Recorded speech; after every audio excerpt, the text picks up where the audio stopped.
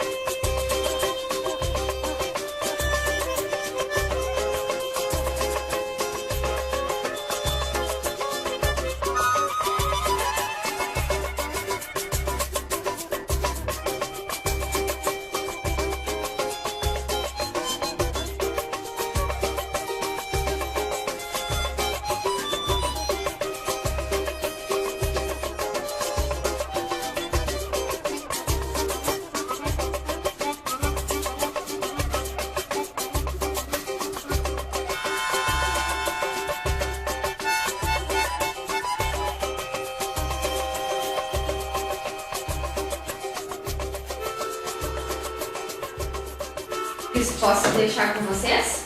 Quem quer começar? Deixando, Marco Antônio? Começar a contar um pouquinho do que vocês fazem, o horário que entra, o horário que sai, a dificuldade que vocês encontram, o frio, o sol. Geralmente pode fazer 12 anos nessa dona meu pai. Meu sobrinho aqui, o Alexandre, né? Só que agora esse ano ele saiu, né? Ele está na Casa Santos, no serviço. Como nós saímos de manhã, geralmente às 5 horas da manhã. Né? Cedo, 4h30 saímos.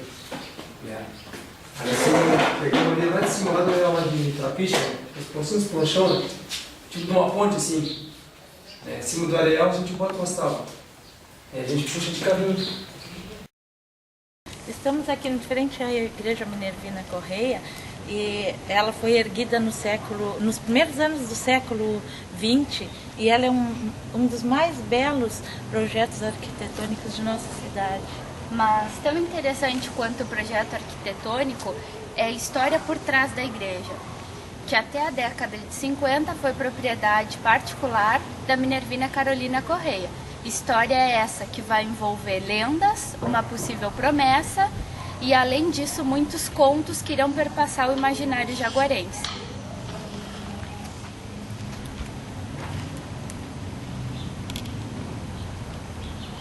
Bom, nós trabalhamos no mercado, nessa construção no século XIX, quando Jaguarão estava em seu pleno desenvolvimento. O mercado público ele foi construído em um local estratégico, porque ele é próximo do rio e ainda não havia as estradas. No começo a gente viu fotos e na nossa pesquisa a gente viu que era um local muito frequentado. Tinha até mesmo filas para entrar no mercado e isso foi acabando aos poucos. A gente não sabe certo o porquê que o mercado caiu nessa decadência, sendo que ele no começo tinha várias bancas e agora restam poucas. A gente tentou trabalhar isso com os alunos na sala de aula, né? Chegar a pensar o porquê que se deu essa desvalorização do bem. Para que haja uma aproximação dos alunos com a história local e com o patrimônio, construindo assim uma visão histórica mais ampla, mais próxima da realidade desses alunos. As práticas desenvolvidas no projeto proporcionam aos bolsistas desenvolver as habilidades e competências do magistério, buscando conhecer e vivenciar as práticas docentes. Apresento que é o magistério, que é ser professor hoje em dia e já coloca eles também no mercado de trabalho desde cedo, para eles se interagindo e vendo as novidades que o professor tem, como é que é a vida de um professor, e não só lá no fim do estágio, eles terem aquela surpresa de ter só observação, estágio no final do ano, e aí eles tomam aquele susto e muitos desistem por causa disso, por não conhecer a profissão. Então acho que o PIBIT está tendo essa grande sacada de apresentar para eles o que é ser professor e eles aprenderem a gostar dessa profissão. Para nós, supervisores, não tenho dúvida da riqueza que proporcionou este trabalho, mas em especial aos alunos bolsistas. Muito importante é o resultado que, sem dúvida nenhuma, desencadeou um salto qualitativo quanto ao envolvimento com o ensino, a pesquisa e a extensão. Creio que os professores do curso de História devem corroborar essa minha opinião. Patrimônio em Foco traz para vocês um tema de extrema importância para todos nós. Ele nasceu, esse programa e o projeto PIBIT 2011, com a intenção de trazer a todos nós o amor, o apego, o pertencimento pelo lugar onde nós vivemos e moramos e não olhamos, e não enxergamos.